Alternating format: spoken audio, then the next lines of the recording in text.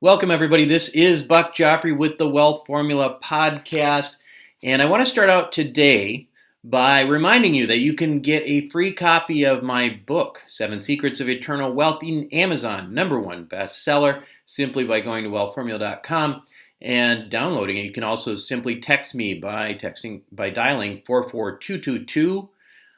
And in that text message, just put Wealth Formula, one word. Don't let the autocorrect screw you up. Again, that's 44222 and type Wealth Formula.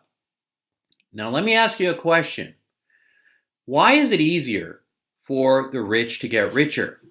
In other words, as they say, why is the first million the hardest? And after that, it gets easier. Well, I can tell you that I actually think the first 10 million is the hardest, but the first million is pretty hard too. But let me tell you something. There's a lot of reasons for that, and I go through them in some detail in my digital course, Your Roadmap to Real Wealth. You can check that out if you like at wealthformularoadmap.com. But one very important reason that I can tell you why the rich get richer is because, well, they have more money to invest. And now I know what you're thinking. Wow, Buck, you're a genius. You figured that one out. How, the rich can invest more money, right? So they make more money. Okay, I get it. It sounds really simple, and I'm making it seem like it's complex. But here's my point. If you make more money, you'll be able to allocate a higher percentage of your income towards investments rather than paying your bills, right? So, say you make $50,000 per year in the city of San Francisco, $50,000 or less. That doesn't sound like very much, and it's not. And I can tell you that from personal experience because I was a surgical resident in the city of San Francisco, and when they pay you that much there's no money left to invest. Man, back in those days, that wasn't that long ago, but 10 years ago or more. Even back then, there was no money. That was very little money, and there was no Uber or anything else that I could do to make an extra buck. So if you're at that point where you're making 50 grand a year, you don't have much to invest. So how are you going to get richer? On the other hand, if you make a few $1,000,000 per year, well, unless you're a little excessive, covering your expenses shouldn't be that hard. And most of that cash, well, then you could use it potentially to create more wealth, to invest it, right? So that's what I mean. And that's what they mean when they say that the first million is the hardest and that the rich get richer. It's true. But it's not a mystery why. They just have more money to invest. So when you have lots of money to invest, or a higher percentage of your salary or income or whatever it is to invest, you can use that money to buy things like real estate. You can buy businesses. You could buy precious metals, even life settlements, as you know I'm a fan of in this kind of economy in particular. And because you can spare a few bucks, and it's not a big deal if you lose a little bit, you might even allocate some money towards investments that might be, well, let's say highly speculative. Now, speculation, in fact, in my opinion, is not a 4-letter word. And if you do it in a calculated way, I don't actually consider it gambling, right? A lot of people say speculation is gambling. Well, not really. I actually consider the type of speculation that I do as asymmetric risk, right? These investments involve asymmetric risk. What do I mean by that? Well, an asymmetric risk investment or bet is where the upside is several orders of magnitude higher than the downside. And even if that downside means that you lose your entire investment, right? For me, this is what I call Maserati money. I like Maseratis. But I can either buy a Maserati and guarantee that I will never see that cash again, or I can take a shot down the field with an asymmetric bet that has a chance to create transformational wealth. Now, what is transformational money anyway? Well, to me, an easy way to think about what could be transformational is to simply add a zero to your current net worth, right? Now, unless you're starting out as a billionaire, that number will transform your life, right? Now, rich people do this all the time. And I've talked about this before on this show, but look at the Winklevoss twins. Remember the Facebook twins that sued Mark Zuckerberg? They took a substantial gamble. They bought a bunch of Bitcoin before everybody else, and they went from being simply guys who were, poor eight-figure, mid eight-figure, or maybe nine-figure guys to becoming billionaires. Now, what if you could go from 6 to 7 figures, or even 7 to 8 figures, or whatever, wherever you are, just add a zero? Would that change your life? So, adding a zero would change my life for sure. In fact, it would even potentially be enough for me to give up my Toyota and once and for all buy a Maserati, or in fact, what I really would like is one of those classic Ferraris. And in fact, if you buy classic cars, I should point out that it may actually be an investment.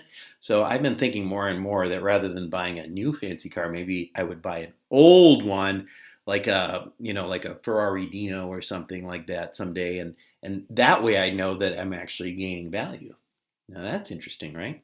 Anyway, my problem right now is that I'm cheap.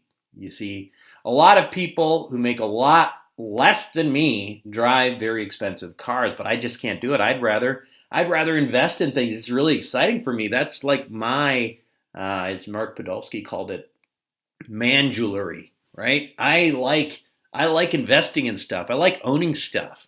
That's what really gets me excited.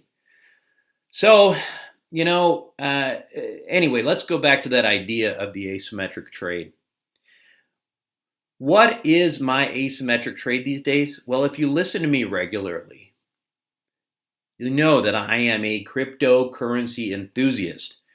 In fact, right now, these days, I'm allocating a full 10% of my investable assets into distributed ledger technology. Why?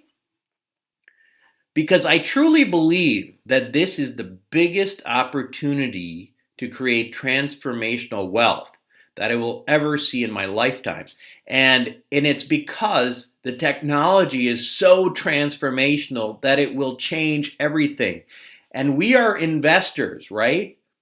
So this is not betting on a horse. That's not really what this is. This is betting on a technology. This is seeing something. This is seeing the internet before the internet was widespread. This is, seeing Google, seeing search before Google was around, and understanding that. That's what distributed ledger technology is right now. Pretty soon it's going to be pervasive. It's going to be part of everything we do.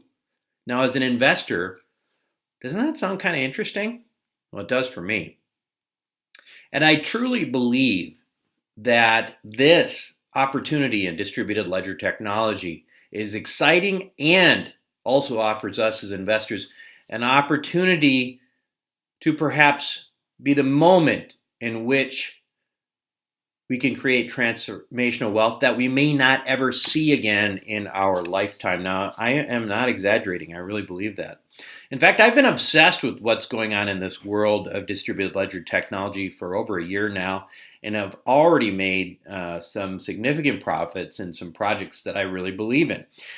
You may also know that I have my own cryptocurrency fund. It's not open or anything, but I believe it's positioned very well to benefit from what I anticipate to be trillions of dollars about to hit this market. Now, if you are brand new to cryptocurrency, it might be a good idea that before you listen to this podcast, you go back and listen to my introductory podcast on cryptocurrency, on these topics that I did these shows with the Palm Beach Confidential editor, Tika Tiwari. And those are episodes 86 and 104 of Wealth Formula Podcast. So make sure you check those out if you are brand new to the show.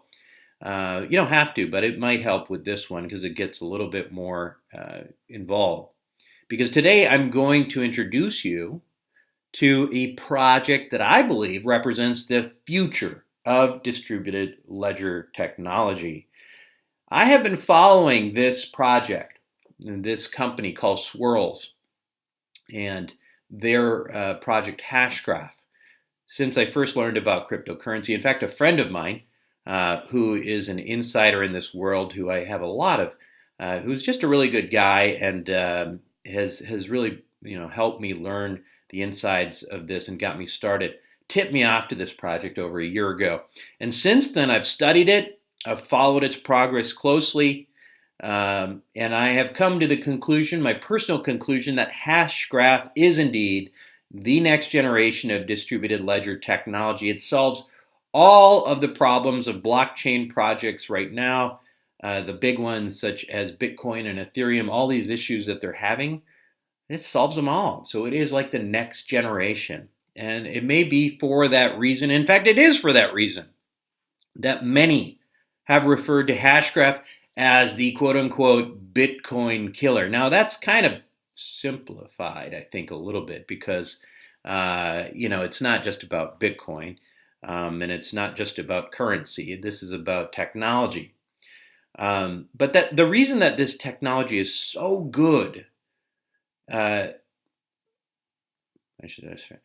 the reason that this technology is so good, though, is because of its efficiencies and because it's better than what's currently there. And because of that, it serves as an existential threat to blockchain ledgers such as Bitcoin and Ethereum. Again, if this terminology is confusing, go back and listen to episodes 86 and 104 of Wealth Formula Podcast. But anyway, now here's the good news. It's not too late to invest in distributed ledger technology in general. And in fact, it's not too late to invest in Hashgraph. In fact, the Hashgraph public ledger and its token, Hedera, will not be even circulating until later this year. They're not something you can just go out and buy yet. They're not even available. So my point is, by listening to this podcast, you are way ahead of the game. You are way ahead of 99.9999% of the world. And while this should not be construed as investment advice, right? Because I am not an investment advisor. Not that I would ever listen to an investment advisor anyway, but I'm not one of those. I would highly suggest you pay careful attention to my guest on Wealth Formula Podcast today. When we come back, you're going to hear from a guy that a lot more people in the world will know about a year from now, 2 years from now, and maybe even 10 years from now. It is the Hashgraph co-founder and CEO, Mance Harmon. When we come back, a discussion with Mance Harmon on Hedera Hashgraph. Welcome back, everyone. Today, it is a real pleasure for me to welcome my guest, Mance Harmon, onto Wealth Formula Podcast. He is one half of the dynamic duo, along with Leemon Baird, behind Swirlds Hashgraph, which recently introduced its plans for a public ledger that will be known as Hedera Hashgraph. Now, I've been following this project for a good year and a half, and I am convinced it will change everything in this distributed technology world. Mance, welcome to Wealth Formula Podcast. Oh, thank you so much for having me. I appreciate your interest. Yeah, this is super exciting for me. Now, Mance, we're going to start out a little broad because not everybody listening is a super pro, distributed ledger crypto person. So first, let's just start out with you. I mean, what were you and Leemon Baird doing before Satoshi Nakamoto and all of this Bitcoin nonsense? Yes. And I say that tongue in cheek, of course. But how did you get together, and how did you go on this journey? Yeah, well, the interesting thing is that Leemon and I have been working together literally for 25 years. Uh-huh. We met as young officers in the U.S. Air Force doing basic research in machine learning for the senior scientist for machine intelligence in the Air Force. And so our background originally started just in basic research, always been really high tech, machine learning before machine learning was cool, Yeah. sort of thing. Right. We then taught computer science at the academy. I was a course director for cybersecurity, managed a massive software program for the Missile Defense Agency. Basically, it was a war game simulator that allows the U.S. government and its allies to figure out how to protect its citizens from incoming ballistic missiles, which is of interest today, right? Yeah. And decided we wanted to be entrepreneurs. And so I left the military and we started our first company in the field of identity and sold that to a Fortune 500. I became the senior exec for product security in that organization. We decided let's do it again. So we started our second company and sold that to private equity 6.5 years later. Leemon then decided he had an interest in this space, not necessarily Bitcoin, but this notion of changing the way the internet works, and from being sort of centralized where we're all using the same server run by the same organization.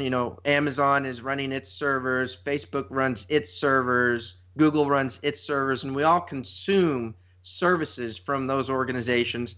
Instead of that model, he wanted to be able to eliminate the need for the central organization, but have the same capability. And there's some fundamental reasons for that. But he started this in 2012, this idea in 2012 of trying to achieve that vision.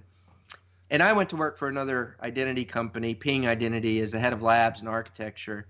In 2015, he had this major breakthrough. And of course, today, that is what we call the Hashgraph. Yep.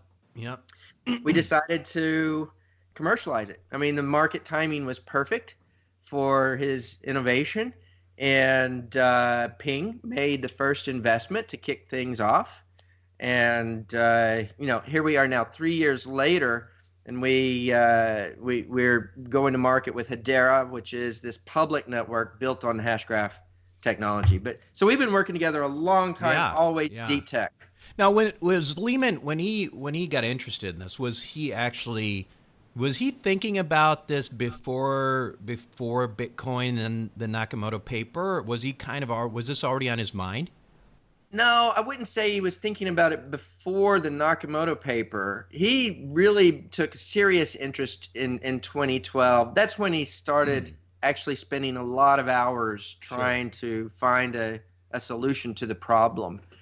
However, having said that, Bitcoin was never really the answer, and he knew that from the very beginning. And so it's not the case that Bitcoin or blockchain as a technology has influenced what he's created in Hashgraph. They look entirely different from each other. And so he, of course, knew what was going on in the market, but it wasn't something that influenced where he started or where we ended up. Got it. So let's, for those in the audience who are not as versed, again, just in general, on this idea of distributed ledger technology. Now, Leemon, you're talking to doctors, lawyers, software engineers, people who are, well, maybe the software engineers are a little bit more smarter than the rest of us, but for those who have really not engaged with this technology yet, in your words, how do you describe the significance, just in general, of how distributed ledger technology is going to change the world?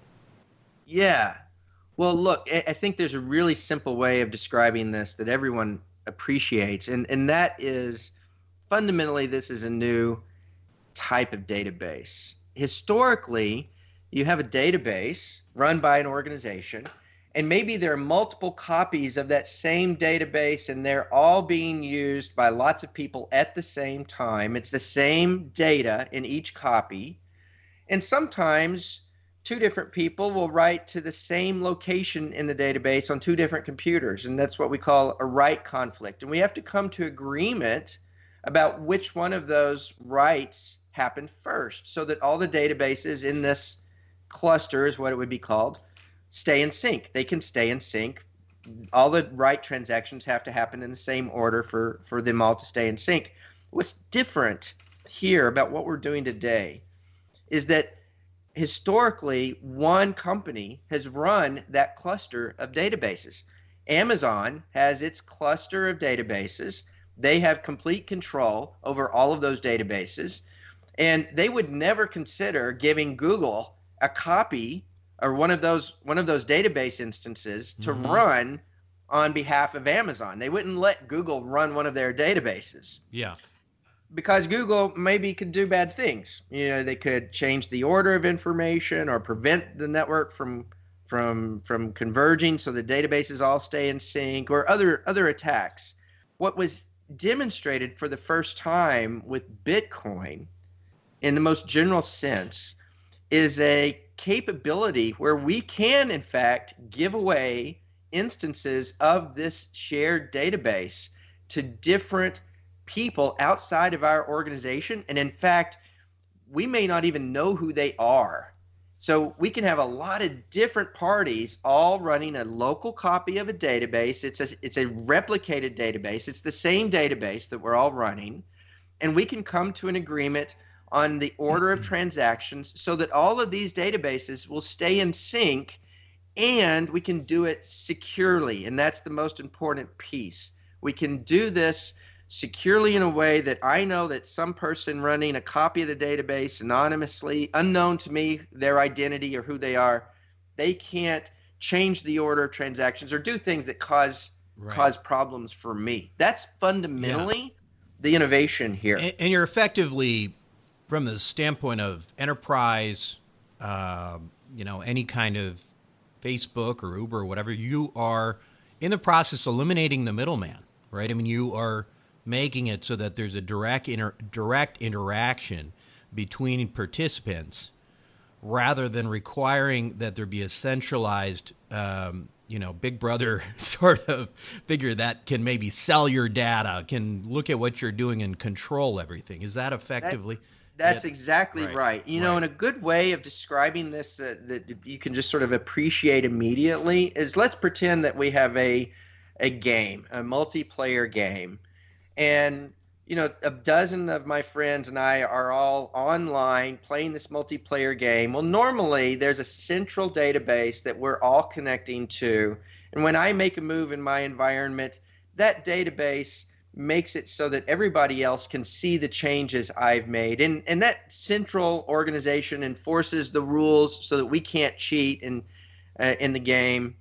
What we're doing here is putting a copy of that database that describes our environment in total on the computer of each one of the players, but then the players communicate directly with one another instead of going through that central server, and the math just ensures that I can't cheat. Right. And that the databases stay in sync. It's still the same game. Yep. It still looks and feels the same to those that are using the game, but there's no central server that's serving as the referee. We've eliminated the need for central servers. Yeah. Or banks, right? Or banks.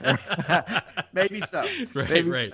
So. So let's get into a little bit more specifics here. Now we kind of have a broad idea of it. This whole distributed ledger technology is. So this paper that we're talking about came out, Nakamoto, was it 2009 or something?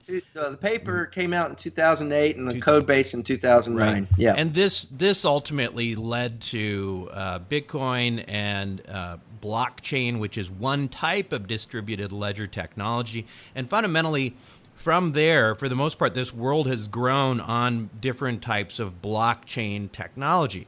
Now, where you guys come in is where you say, well, there are some fundamental flaws or weaknesses in this idea of blockchain as the type of distributed ledger that can really scale into something that's going to change the world. What are those limitations? Yeah, well, the first limitation is even described in the name. It's a chain. So each member in the community has a local copy of this chain of blocks of transactions. And remember, this is a database system fundamentally. And so when we make changes to the database, those are the transactions, and they have to go to everybody. And if you have a chain of blocks of transactions, then the community can only decide on what block goes on top of the chain, one block at a time.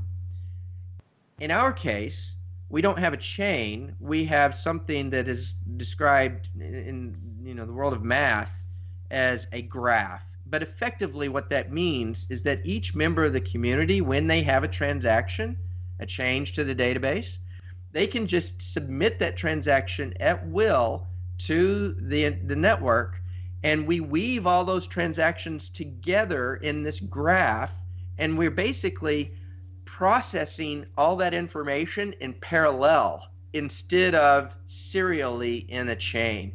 And so the architecture of blockchain is self-limiting in that you can only process in serial, one at a time, as opposed to processing everything in parallel, like what we do in Hashgraph. And so there's a huge performance difference because of this. Performance in terms of the time it takes for transactions, in terms of energy consumption, right? If you're doing, in the case of Bitcoin, it's these, in order to process these things, there are these massive computational things that happen with computers. But I heard something like it takes the entire energy of Ireland's consumption to operate Bitcoin. Yeah, it's crazy. You're right. Something on that order. That's certainly true. So correct. It takes an enormous amount of energy, and the performance is terrible. And what I mean by that is this. If we have a cryptocurrency like Bitcoin, globally, Bitcoin can handle 5 transactions per second. So if Alice wants to pay Bob a coin, that is a transaction, right? And so 5 transactions per second is peanuts compared to what's required. What we're able to do with Hashgraph, because we're doing this in parallel and our mechanism is fundamentally different than Bitcoin, we can do hundreds of thousands of transactions per second. And there's no need to burn all of that electricity. We work fundamentally different than Bitcoin, and the mining rigs that some of your listeners probably have heard about. There's no need for these expensive computers just to solve a hard crypto puzzle to make the system work. We've eliminated that requirement entirely. So it's really the difference between a calculator and what you can do with a calculator in terms of applications and a computer, and the number of applications or range of applications that you can perform on a computer. It's that level of leap from where we started with Bitcoin to where we now are with Hashgraph. So you mentioned with Bitcoin, you've got about I think would you say about 10 transactions per second, and then I think Ethereum from an application standpoint is about 25 transaction per second. You guys did some testing, and it was pretty spectacular. I was watching at home, I was watching your presentation on Hedera. Can you talk to us a little bit Sure. about the performance that you guys were seeing? And then you may also mention if there's anything that even comes close to this out there. Yeah. Well, so what we presented on stage, we had an event in New York City back in early March where we introduced the world for the first time to Hedera as an organization to build this public platform. And what we announced from stage were performance results on a global network, 8 data centers in all the major continents, where we were able to achieve 100,000 transactions per second with something called consensus latency of 3.4 seconds. Consensus latency is just the amount of time it takes for the transactions to become final. So for example, in the world of credit cards, when you swipe your card at the point of sale system, the terms of service by the card issuers is that you have to get an answer back on whether that card is good, you can use it, in 7 seconds or less. Right. And Visa as a network surges to about 58,000 transactions per second. On average, it's about 2,000 transactions per second. We were able to achieve better than Visa performance at scale, 100,000 transactions per second sustained, not surge, with 3 seconds of consensus latency. In other words, you could use this as a Visa equivalent, and and that's where we're starting. So Yeah, right. And how does that compare to some of the other projects? So we know we do have, some other things like, EOS and, some of these Sure. other projects that are coming up. Are they, I mean, they've got, I know they're better, but I don't know if they're getting Yeah, anywhere well, near. no, they're significantly better than the Right. first generation blockchain systems, like what's being used by Bitcoin and first generation Ethereum. The problem is that these platforms haven't published a lot of results yet. We're still fairly early, but what I can share with you is that the best performance I've seen is about 7 or 8,000 transactions per second, and maybe they'll do better. Maybe it'll be 10,000 transactions per second. I don't know, but there's this trade-off between the level of security that you have and the performance that you can achieve. Historically, there's been this trade-off. If you want better security, then you have to reduce performance, or if you want better performance, you have to reduce security. And in our case, what we've been able to achieve uniquely in the market is the best security that one can achieve at the algorithm level, at the Hashgraph level. Theoretically possible. You can't do any better. And at the same time, the best performance. And that is unique. And I haven't seen anybody else in the market do that. Yeah, absolutely. So can you talk a little bit about some of the applications that with Hashgraph, with Hedera maybe in particular, when people are starting to take this? I know we've got some projects I've seen already. There's Satori, some of these other ones. Can you talk about some of the applications that are out there that may not have been possible with the blockchain platforms that are now possible potentially with Hedera? Yeah, well, I think the first killer application is going to be the ability to have micropayments natively on the graph. Everybody understands, in my industry anyway, everybody understands the value of micro payments. And let me just say explicitly what I mean with a micropayment. I'm not talking necessarily about making a payment of 10 cents. Alice wants to pay Bob 10 cents. That maybe is a small payment. A micropayment is Alice paying Bob 1,000th of a penny, right? There haven't been mechanisms or infrastructure in place that makes it possible for Alice to pay Bob 1,000th of a penny without paying fees that are way beyond 1,000th of a penny. So practically, you can do this hypothetically, but the fees associated, will be measured in pennies or dimes or dollars, and so you would never pay 1,000th of a penny. But when we can achieve that, and we will achieve that with Hashgraph, entirely new business models open up. So, for example, every January, if you use the internet at all, you go to Wikipedia, you get that notice from the Wikimedia Foundation asking you to donate $3 to the foundation to support Wikimedia. Right. Well, if my web browser has a cryptocurrency wallet embedded in it with some coin in the wallet, when I am browsing wiki articles, for each article I read, I could pay 1,000th of a penny. Right. And I would never see it. It would be frictionless. And the Wikimedia Foundation has a sustainable revenue model that probably pays them more than they're making today. Yeah. This is just one example. Right. So I think entirely new business models will open up with micropayments.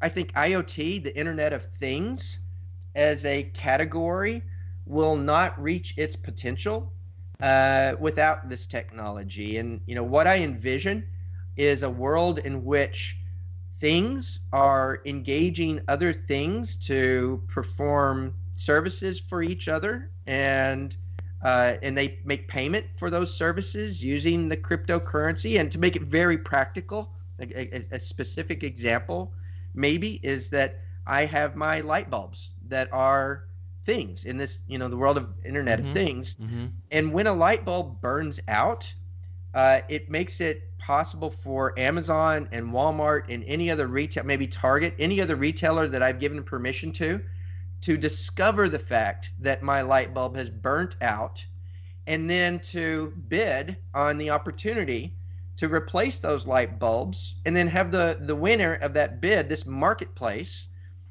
automatically ship me the replacement light bulbs. Well, this all requires this infrastructure that we're now building. And is it this in particular the value of Hedera or Hashgraph in general there as opposed to the other blockchain? It's the speed, it's the performance that allows those types of things to happen, correct? It's two things. You're right. The speed is absolutely critical. The ability to make payments on chain or on graph in this case, so that they're securely achieved, is important. But then finally, there's this property that we haven't talked about that's called fairness. It just means that there's no opportunity for one party to influence the order of transactions, but this fairness property is important for markets. And that's what I'm describing here. It becomes possible to have markets built on top of the Hedera platform that are supported by the cryptocurrency and the smart contracts and the performance that makes it possible for things to engage other things and engage in commerce. Yeah, it's interesting. I mean, even think about some of these hedge funds that the whole business model is to just, scoot in front of the trade they already know is going through and make the trade ahead of time. And then, this is one of those things. So now let's go back to this idea. Hashgraph has gotten a lot of press in the last year. And whenever you see it on Forbes or whatever, they always describe it as the Bitcoin killer, and I don't think that that's really the idea here, because obviously there's also, you guys are really into applications as well. Certainly currency as well. But how do you see this? How do you see, I guess, being as diplomatic as possible Sure. How do you and Leemon really see this technology affecting blockchain in general? There's a lot. Most of this world is built on the blockchain. Is this something that replaces? Is this something that coexists? How do you see this happening in the future? Yeah, well, several thoughts there. When it comes to Bitcoin in particular, right, there's enormous momentum behind Bitcoin. Major banks are now talking about opening trading desks for Bitcoin. There will be ETFs that will hit the market. Institutional money will flow into cryptocurrencies generally, but they're going to start with the most prominent, which of course today is Bitcoin. And so Bitcoin, who knows what's going to happen in the long term with Bitcoin, but I suspect in the short term, Bitcoin is here for a while. And when the institutional money hits, I would expect that to have a, potentially a dramatic effect on the value of Bitcoin as a particular instrument. Now, when we're talking about technology, that's a different issue, right? Right. When we're comparing Hashgraph as an algorithm to blockchain as an algorithm or a piece of technology, absolutely, I believe blockchain will diminish and eventually fade away. And Hashgraph and maybe other approaches as well will significantly gain market share and will be the next generation. That's not to say that any given company or platform built on blockchain will die. If there's a way for them to migrate from sort of first generation blockchain to a new technology that doesn't have the performance and security constraints, the limitations of blockchain, then maybe they'll be able to navigate those waters. But in terms purely of the technology, blockchain will diminish and Hashgraph will increase. So this is something, just so the listeners don't, and tell me if I'm correct in this, but the way I've seen Bitcoin is, listen, at the end of the day, Bitcoin is a storage of value. That's all its real purpose is. It's not something that you build applications on.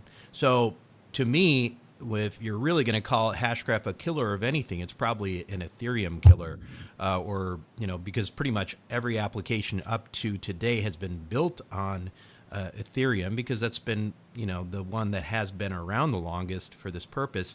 So Hashgraph sort of gets in that game along with, some of these other second generation blockchains like like EOS and Neo and that sort of thing.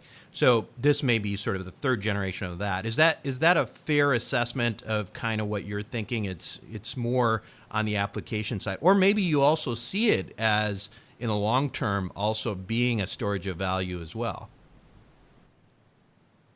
We certainly didn't start with that in mind, right? We started with a vision of making it possible for people to carve out a piece of cyberspace, and within that piece of cyberspace play games together and to work together with business apps and to engage in commerce for goods and services without the need to compromise their data or privacy to a central organization. That was the vision. It's still the vision.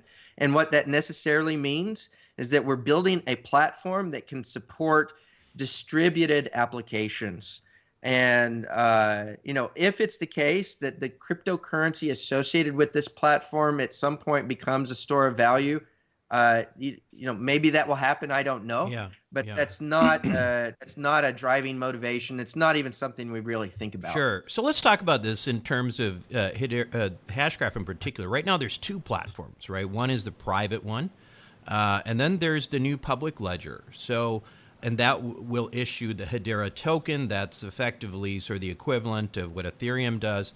Now, can you talk a little bit about the difference, the purpose of having a private and a public ledger, and ultimately how that will affect, will these be competing with one another? I mean, how do you see all these playing out? Yeah, so we started with Swirlds, as you'd mentioned, and Swirlds as a company was and continues to be focused on permissioned networks. The distinction here is when you have the network, there are nodes in the network, each node has a copy of the database, and they're voting on the order of transactions. And the question is, can anybody just download the software and put it on their computer and participate as a node in the network? Or do they need to get permission from some central organization, some central governing body to participate as a node in the network? In that case, it's called a private network.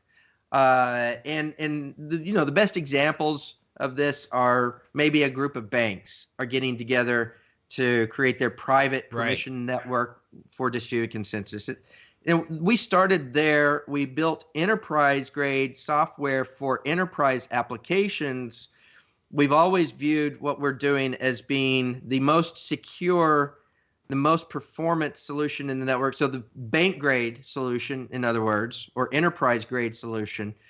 And we didn't even think about the public network until we had gotten some market validation of what we were doing. And so we waited. We actually waited a couple of years before really beginning to pursue the public network. The public network, of course, is Hedera. And we spun Hedera out of Swirlds last fall, operated in stealth until March of this year, and introduced the world to Hedera. Hedera is chartered with taking the Hashgraph algorithm, the same technology we built for the enterprises as the base layer, and then adding some services on top to create this public network. And those services are the cryptocurrency service, smart contracts, and we've taken the Ethereum virtual machine that runs Solidity scripts and put that directly on top of Hashgraph, our platform. So we got backward compatibility for the world of Solidity scripts, and then distributed file storage. And that's needed for a variety of reasons as well. But if you're an application developer building an application and you want it to run on this public network, you can just do so without license. There's no license required like maybe there would be in a permission network. So they're at different markets. The applications themselves, in some cases, they overlap. You could build an application either on a public network or on a private or permission network. But often it's the case that it's pretty clear whether you want to use one or the other. I mean, a public network is public, and more than just anybody can run a node. It's that data is replicated on hundreds, if not thousands, of nodes all around the world, and you don't know who are running those nodes. Right. And so it's not the case that you would put, PII or privacy information that's observable in the public network, you would do just the opposite. You would encrypt it or hide it or not use a public network at all. You would put that kind of information in a permission network, as an example. So if banks were wanting to use the technology, they would use, and I'm just trying to understand this a little bit more. They would probably go to Swirlds and license out, a private, the private version, as opposed to going to the public ledger.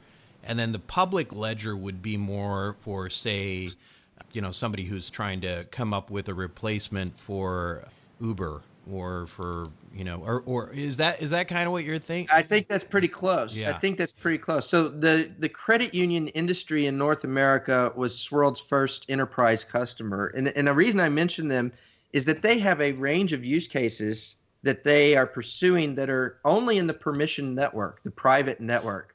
But then at the same time, they've announced that they are going to use the public network for cross-border payments and remittances, right? So in their case, they have a set of use cases that are appropriate for permissioned and they won't use in the public world. And then, of course, with the cryptocurrency, there's a whole range of use cases that they care about that they can't achieve with the permissioned network, or they don't want to use a permission network to achieve. And so, but yes, the public, the consumer-facing applications like the creation of a distributed Uber or, a distributed Airbnb or games, a distributed multiplayer game. They're, Right. different use cases for different. Yeah, that's making that's starting. And sorry to belabor the point, but that's been one of the confusing things for me is trying to understand that. But the private would be more like you already know who you want to communicate with, and you're just making that more efficient. And then the public ledger would be more outward facing. There's new people coming in all the time, and so that's where you would use a public because now you don't know who all the users are, right?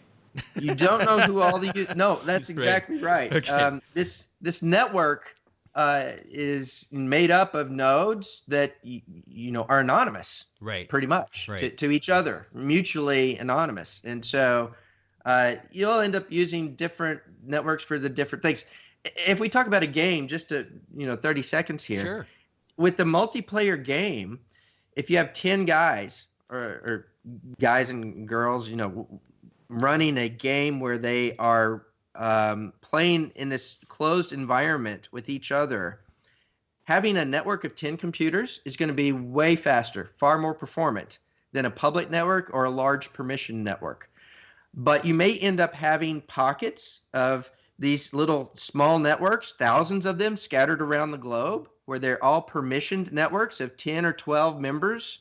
But then they use the public network for keeping track of the game resources across the entire planet. And so there is a fixed number of coins, for example, that all of the subnetworks are competing for. It's scarcity. Scarce resources are tracked and maintained in a public network where the permission network are used for local play of the games themselves.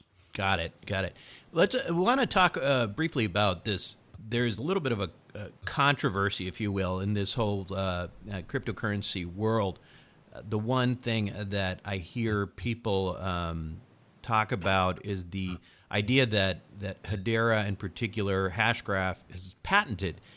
And whereas most of cryptocurrency is open source, meaning the code can be manipulated.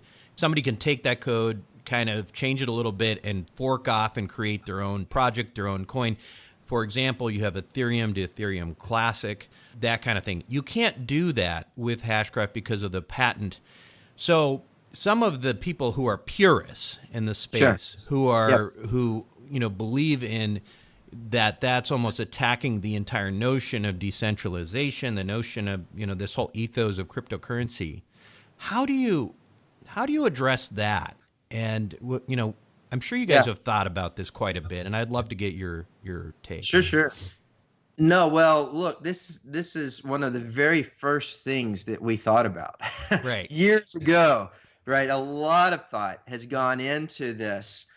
And what we recognize just by observation is that this market, if we think about open source, historically, open source platforms have served the community well, in that the community members will contribute their best ideas to a common baseline, and the community as a community had an interest in ensuring that that baseline stays a common baseline.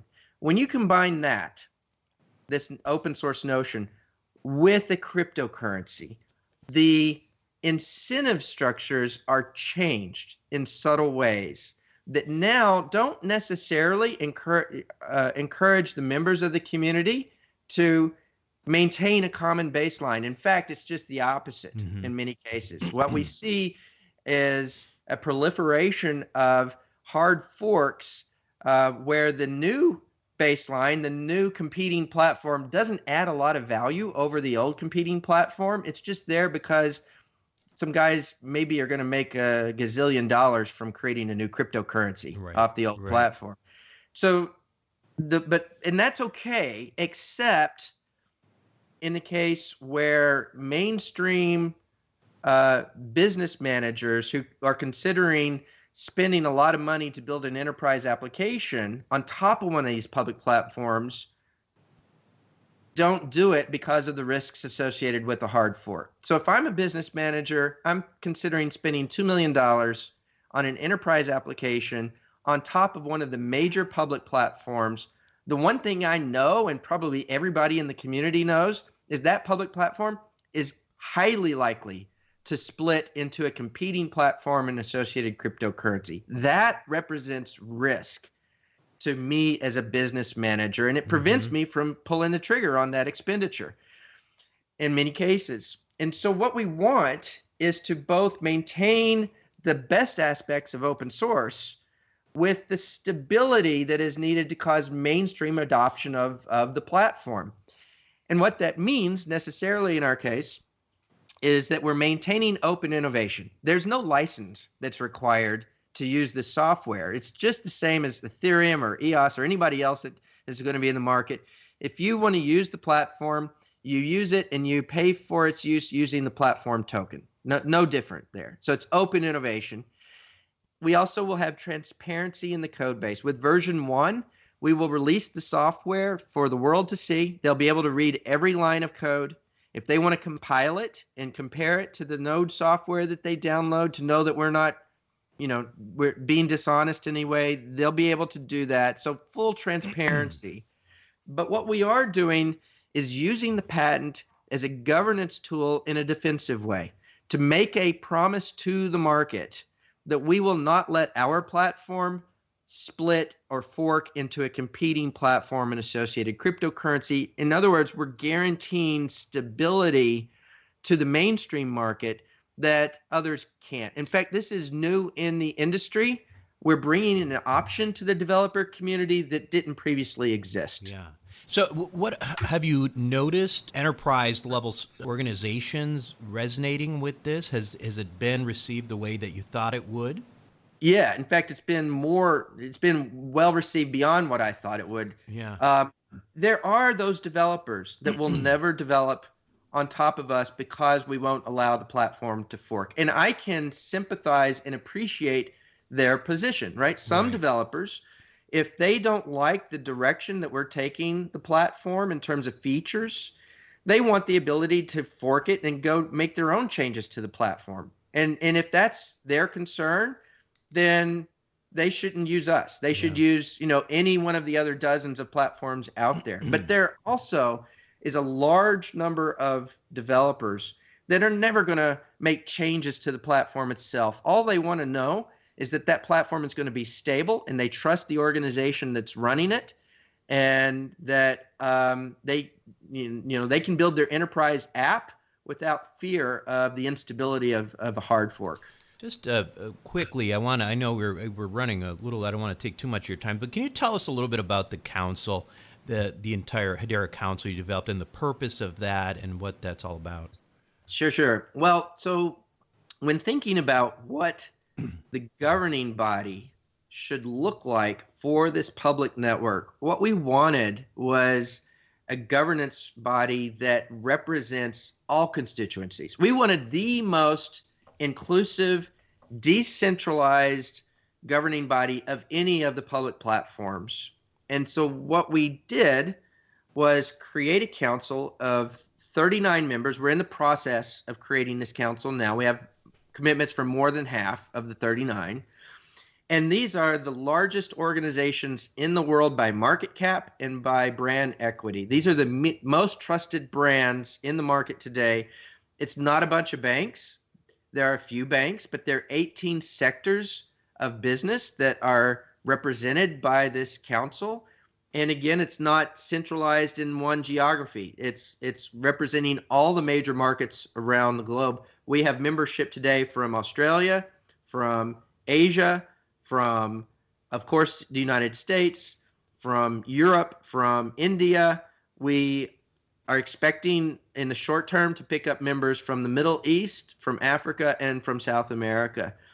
And so by design, this organization is going to have oversight of Hedera, the organization at the subcommittee level. For example, there'll be a finance committee, and we will pull expertise from the world's best economists, where it exists in our council, to participate on this finance committee that helps us establish pricing for the API calls, the rates that we pay to the nodes in the network. There will be expertise from the tech giants in our product roadmap from a technical perspective. Mm-hmm. There will be expertise in legal and regulatory from some of the world's largest global law firms, right? This is designed to be unique in the market. I've not seen anything else like it. All the other platforms, for example, maybe the decisions that are being made are being made by core developers or with influence from the miners. Maybe there's a foundation of a half dozen members. Maybe there's a single company with 5 or 6 owners of that company. We believe this is the most decentralized, inclusive governing body of any of the public platforms. Got it. So how is this all rolling out? What's the timeline, the map here in terms of when does Hedera go live? When will we start seeing, when does this become reality? Yeah, well, so we're feature complete this month for version 1. And we already have our first beta customers lined up to begin developing code on our test networks by the end of this month. And so it's moving along nicely. The expectation is that we will harden the platform through the summer, and we will gradually open it up to more and more beta customer partners. We will also have hackathons around the globe. And for those developers that come to the hackathons, they will get access to this public network at the hackathons and then subsequently. And then later in the year, in fall, we will get to a point where we feel we're ready for general availability. Version 1 is expected by the end of the year. Got it. So would that be, so right now there's a investing round, pre-sale. I know there's not going to be an ICO. Is that largely institutional money, or is there also accredited investors going to get an opportunity for this? How's that going to work? Yeah, as of today, we are in an institutional round, and I expect that to close in the near future.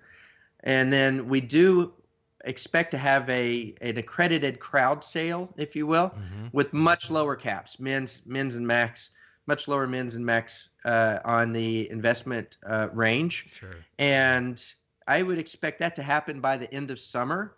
In addition to that, we are coming out with a program that makes it possible for the developer community to basically help us test the network. We will give the developers that register with us a set of tools that they then use to help us harden the platform and test the network. And in exchange for their services, we will give them tokens, platform tokens. Got it. So we expect all of that to happen in the summertime. So sometime in Q4, we should expect there's people who own Hedera tokens. Is that Yes, right? Yeah. I would say that's true. That sounds great. Well, this has been absolutely fascinating, and I want to say thank you very much for your time today. Where can we go to learn more about Hashgraph and what you guys are doing? So hashraph.com or HederaHashgraph.com, they both resolve to the same website. You can read an awful lot about us there. There's a white paper, of course, that describes all of this in a lot more detail. And for those that are on Telegram, we have a Telegram channel. I don't know how many people are on it today. It's like 35,000, something 35,000. like I'm that. on there, so it's about 35,000. Yeah. Yeah. There are a lot of people Yeah. there. But for the meat of what we're doing, hashgraph.com, we have a Medium channel as well for official announcements and that sort of thing. And you can register to Yeah. receive a newsletter on hashgraph.com as well. Fantastic. Thanks again, Mance. We'll be right back. Welcome back, everybody. Now, I imagine that you have got a sense of why I'm so excited about this project now. I mean, this is a like Matt said, I think this is a top 3 cryptocurrency. A year from now, maybe 2 years from now. It does depend a little bit on how quickly it picks up in terms of public knowledge, but the reality is that there's a lot of hype about this project already, probably more so than any other project out there that I'm aware of. So definitely, if it's of interest to you, I would check it out. Go to the Hashgraph website, sign up for their newsletter.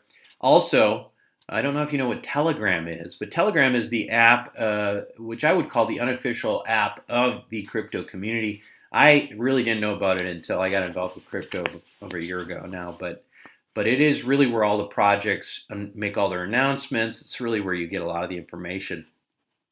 Now, I have been getting a lot of emails, by the way, but asking me about my thoughts on various emerging projects and what I might be investing in myself. Now, people who have invested in my crypto hedge fund that I have already know what we're allocated in. So that gives you most of the information that you need right there for those people who are in it. But the fund is not open. It is it's just ready to go. I think we're positioned very well for the oncoming onslaught of institutional money. But there is another way that you can get involved with what I'm thinking about crypto and crypto picks, and that is through Wealth Formula Network. That is our private community. Currently, the way that Wealth Formula Network is available is if you sign up for my course at wealthformularoadmap.com. And if you do that, you will get you'll get the course, but you'll also get a free membership to Wealth Formula Network. And Wealth Formula Network is not just about crypto picks by any imagination at all. This is a very small part of that. With Wealth Formula Network, it's really primarily about us discussing all of the other concepts that we typically invest on this show. As you know, this is for the most part, a real asset investing show with a lot of the strategies of the ultra wealthy, et cetera, and that's what Wealth Formula Network is all about. We had some pretty interesting call last week where we were talking about the concepts of equity stripping and doing liens on your own properties so that you can protect. I mean, these really advanced asset protection strategies. If that stuff appeals to you, you're going to love it as well. So check that out again. Go to wealthformularoadmap.com. We actually just changed that up a little bit so that you can now do that as a 12-month payment schedule. So it makes it a lot easier as well. But anyway, it is a fantastic community, and you get to enjoy the collective intelligence for our members as well. We have a forum. As I mentioned, we're about to add an app, and we're also going to have we also have bi-weekly phone calls as well. So it's a great opportunity to help you grow your wealth and spend time with like-minded individuals. And so hopefully we'll see you there.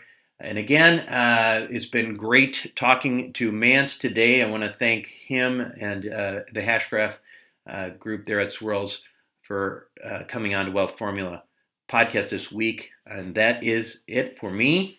This is Buck Joffrey with Wealth Formula Podcast signing off.